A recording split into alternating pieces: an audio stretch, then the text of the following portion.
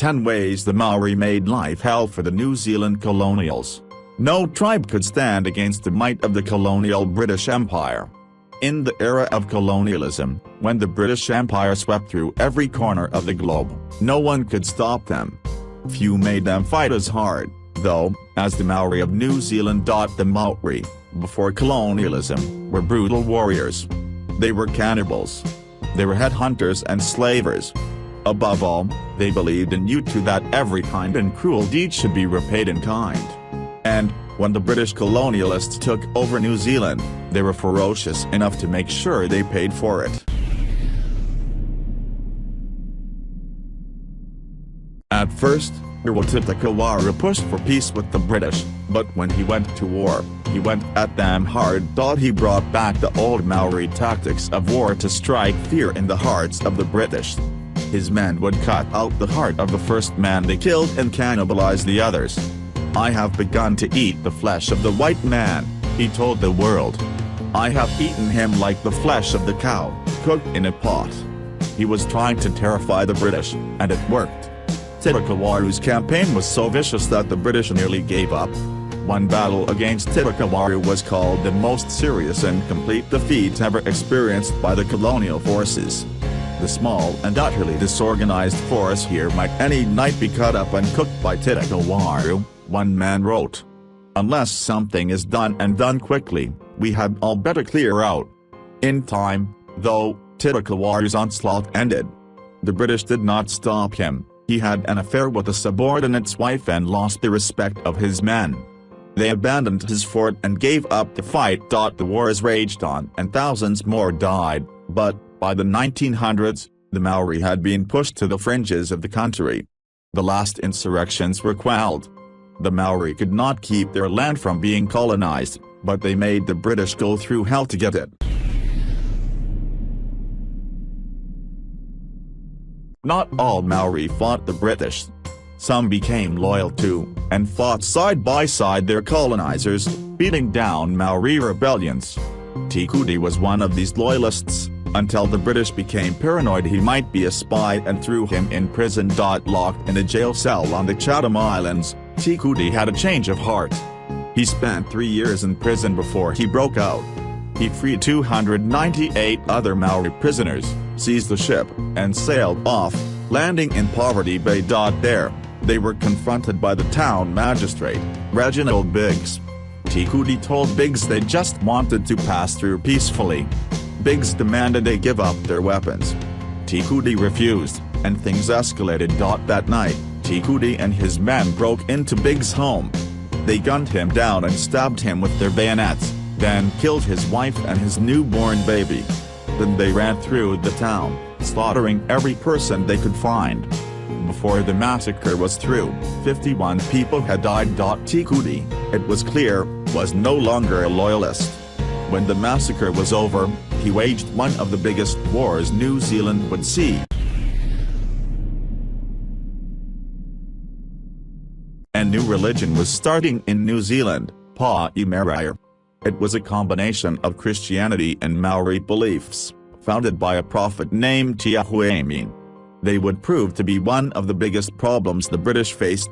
When fighting broke out between the Pai Marire and other Maori tribes, one German missionary refused to leave.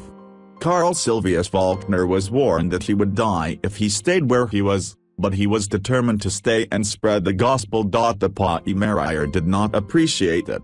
They started to suspect that the reason Faulkner was sticking around was because he was a spy, and so they got rid of him, in one of the most brutal ways in history. One of Huaymin's disciples, Te Rowe, had Faulkner taken prisoner and executed. Before he died, Faulkner was allowed to kneel down and pray. Then he stood up, shook hands with his killers and told them, "I am ready." After he was dead, Te Rowe hacked off Faulkner's head. He grabbed his decapitated head, walked into the church, and delivered a sermon with Faulkner's head on the pulpit. At the climax of his speech, before his followers, he gouged Faulkner's eyes out and swallowed them. A few years later, a British sailor named Daichi Crozier shot a Maori man named Haparon and Garangi in the face. something he maintained was an accident. His crewmates managed to treat Ngarangi and keep him alive, but Ngarangi's tribe was not satisfied.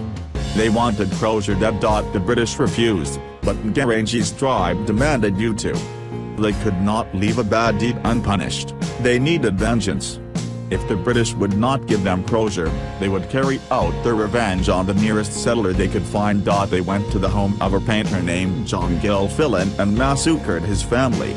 John assumed they were after him and ran out, expecting the Maori to chase him, but they let him go. Ignoring him, they slaughtered his wife and children and burned his house to the ground. The British arrested the men responsible and had them executed, but the Maori would not accept that, either. Soon, a Maori tribe had the town under siege. Another war had broken out. In 1842, a Maori man named Makatu was tried and hung for murder. He had been working for a European who he felt mistreated him, and he dealt with it by going to her home and slaughtering her and her entire family. One Maori chief, Honhek, was furious. Makatu had been tried under British law. This was further proof that the Maori no longer had control over their own country. They were paying taxes and tariffs for the first time in their lives, and they were subject to foreign courts. Honhek decided he would no longer live under British rule. He had his men cut down a flagpole that waved the Union Jack. When the British put it back up, he cut it down again, and again. The British tried to put it back up 3 times, and Honhek cut it down every time. God made this country for us. It cannot be sliced, he wrote to the British forces. Return to your own country, which was made by God for you. The two sides fought to a standstill, with no clear winner. When the fighting ended, though, the Union Jack still lay trampled in the dirt. In 1840, the British signed a treaty with 540 Maori chiefs, the Treaty of Waitangi. This gave the British sovereignty over New Zealand. In exchange, the Maori kept the right to buy and sell land, and had the rights and privileges of British citizens. Some of the Maori who signed it did not totally understand what it meant. They understood, though, that they had the right to their land, and they were not about to give it up. The first fight happened in Wairau.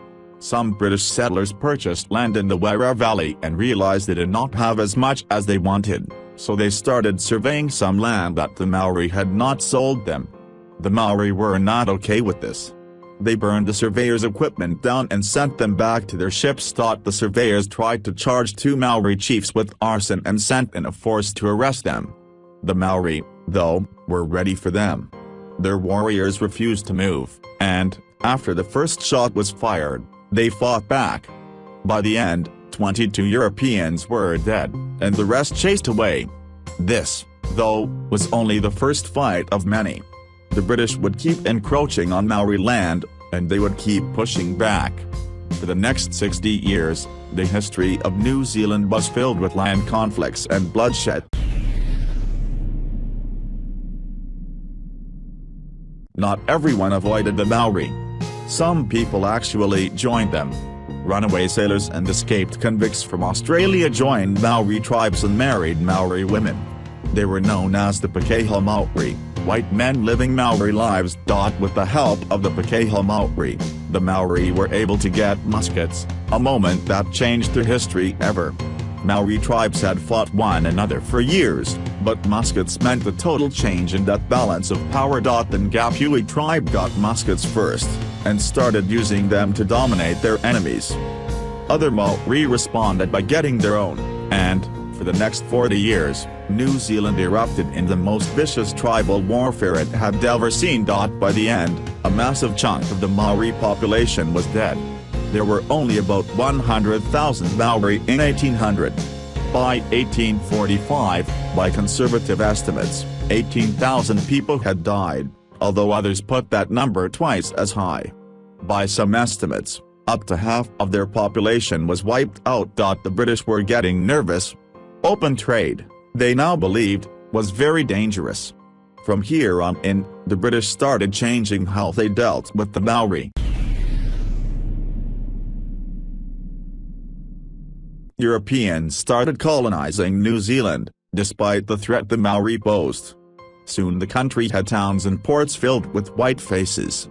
The encounters here became less hostile, and some Maori began to trade with the Europeans and even work on European ships. One of those Maori was Te Ara. He boarded a ship called the Boyd, believing he would be treated with all the honors due to the son of a chief. The captain, though, did not care whose son he was.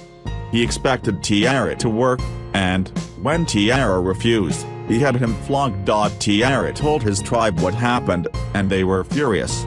They waited until the captain went to shore, then jumped out on him and his party.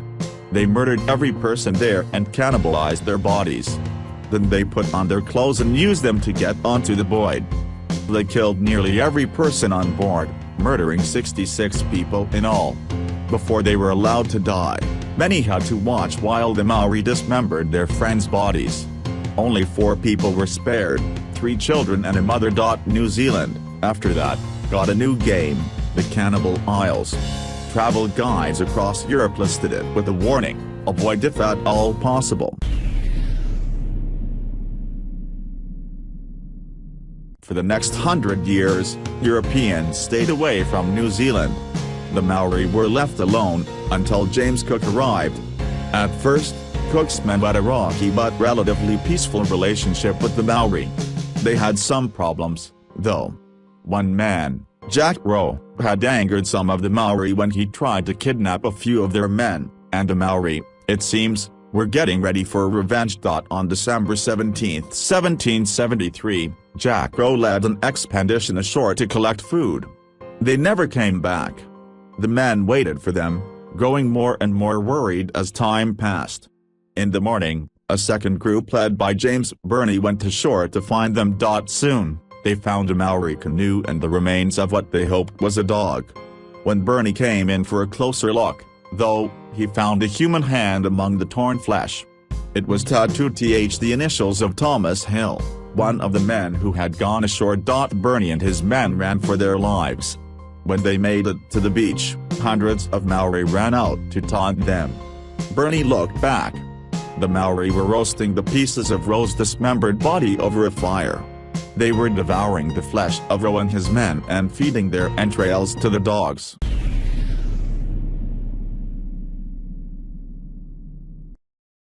When the Maori met their first Europeans, they did not shake hands and welcome them in.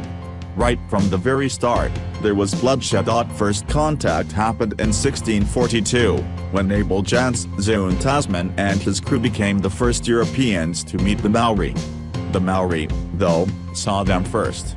As Tasman sailed into the Golden Bay, signal fires lit up along the shore. The Maori were letting one another know that a strange ship was approaching and to get ready for the worst. On their first meeting, the Maori canoed out toward Tasman's boats, blowing shell-bore trumpets and trying to scare the Europeans away. Tasman responded with cannons. The Maori fled, but now they had no doubts.